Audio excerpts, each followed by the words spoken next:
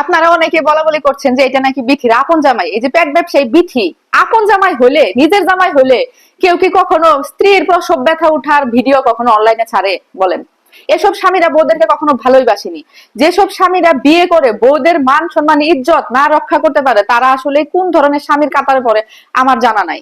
এরা আসলে আমাদের সমাজে বসবাস করার মতো, এরা আসলে আমাদের বাংলাদেশের মতো মুসলমান কান্ট্রিতে বসবাস করার মতো কোনো মানুষ না। একটা হাজবেন্ড একটা বউয়ের তার মানে পেট হওয়া থেকে শুরু করে 1 মাস 2 মাস 3 মাস এইভাবে করে 9 মাস, ইভেন যখন বাচ্চা হচ্ছে সেই সময় পর্যন্ত ভিডিও করে অনলাইনে কিভাবে ছাড়তে পারে আমার মাথায় আসলে ধরে না। আসল শয়তান, আসল দুষ্টু হচ্ছে এই ধরনের স্বামী।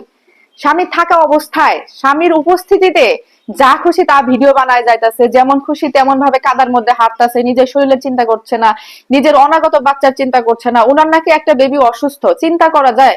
একটা বেবি অসুস্থ, তোমার তো আল্লাহর কাছে শুকরিয়া আদায় করা উচিত। বুঝলাম তোমার ইনকামের মাধ্যম এটা, তুমি ভালো কিছু দেখাও। প্রয়োজনে তোমার 10টা টাকা কম ইনকাম হবে, 10,000 টাকা কম ইনকাম হবে, কিংবা আরো বেশি কম ইনকাম হতে পারে, কিন্তু কিন্তু এইসব দেখানোর তো আসলে তোমাদের কোনো প্রয়োজন ছিল না। আর হচ্ছে যে উনার স্বামী যদি সবকিছু দেখায়, উনার যে ছেলে বাচ্চা হইলো, ছেলে বাচ্চা হওয়ার পরে কি মুসলমান হিসেবে সবাই আজান দেয় না? উনার বাচ্চা যখন হইলো তারপরে কি তার বাচ্চার কানে আজান শোনায় নাই? সে আজান দেওয়ার ভিডিও তো আমরা কেউ দেখলাম না। হ্যাঁ, সে তো এইটা শেয়ার করতে পারলো না, সবকিছু শেয়ার করতে পারলো। হ্যাঁ, কেমনে মুচড়াচ্ছে, কেমনে কাতরাচ্ছে, কত কিছু করতেছে সেগুলো শেয়ার করতে পারলো। সে বাচ্চার কানে কি আজান দেয় নাই?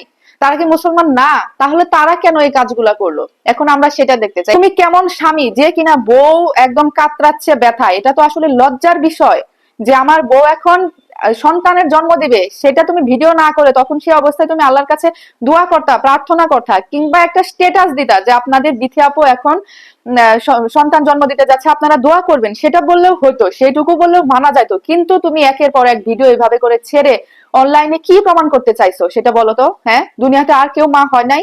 হ্যাঁ, এইরকম করছে কেউ? হ্যাঁ, এরকম অনেকেই আছে, করে কিছু নামধারী সেলিব্রিটি আছে যারা কিনা অর্থের লোভে, যারা কিনা টাকার জন্য সবই করতে পারে, পেটটাকে খুলে দিয়ে জামাই পেটের মধ্যে চুমা দিচ্ছে, এই ধরনের অনেক সেলিব্রিটিও আছে। এটা একটা অসুস্থ ট্রেন্ডিং আমি বলবো, ঠিক আছে? বাচ্চা পেটে হলে একটা মা তার মৃত্যুর সম্ভাবনা থাকে 90%, এবং 45 ইউনিট ব্যথা সহ্য করে একটা মা কিন্তু সন্তানের মা হয়। এখন তখন কিন্তু আসলে আমাদের শুকরিয়া আদায় করা উচিত, তখন আল্লাহর কাছে দোয়া চাওয়া উচিত। সেটা না করে আপনারা প্রতি মুহূর্তের ভিডিওগুলো অনলাইনের মধ্যে দিয়ে থাকেন, এটা আসলে উচিত নয়।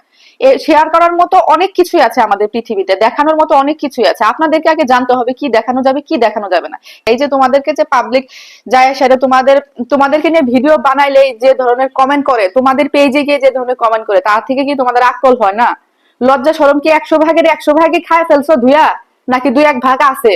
2-1 ভাগ যদি লজ্জা শরম থাকে, এখন থেকে আরো যারা পেট ব্যবসায়ী অনলাইনে পেট দেখায় বেড়াচ্ছেন, অনলাইনে এই ধরনের নোংরামি করছেন, তারা একটু সচেতন হয়ে যায় দয়া করে। এই ধরনের মানুষের জ্বালায়, এই ধরনের এইরকম বিতর্কিত কর্মকাণ্ডের জন্য সত্যি আমাদের খারাপ লাগে। অনলাইনের মধ্যে আসা যায় না, আর পারছি না সত্যি। আর এই যে বিথির স্বামী, এটা আসলে মেয়ে মানুষ না, আসলে পুরুষ মানুষ। এটা তো আসলে কোনো পুরুষের কাতারেই পড়ে না, ইনি আসলে মূলত কাপুরুষ। আপনারা এই বিথির স্বামী, এই কাপুরুষ পুরুষটাকে নিয়ে কমেন্টে 2 লাইন লিখে যাবেন দয়া করে, ঠিক আছে? যাতে করে তাদের একটু হলেও আক্কল হয়, 1% হলেও শরম লজ্জা অন্তরের মধ্যে যায় গাথে, সেটাই হচ্ছে কথা। কিছু বলে যান তাদেরকে।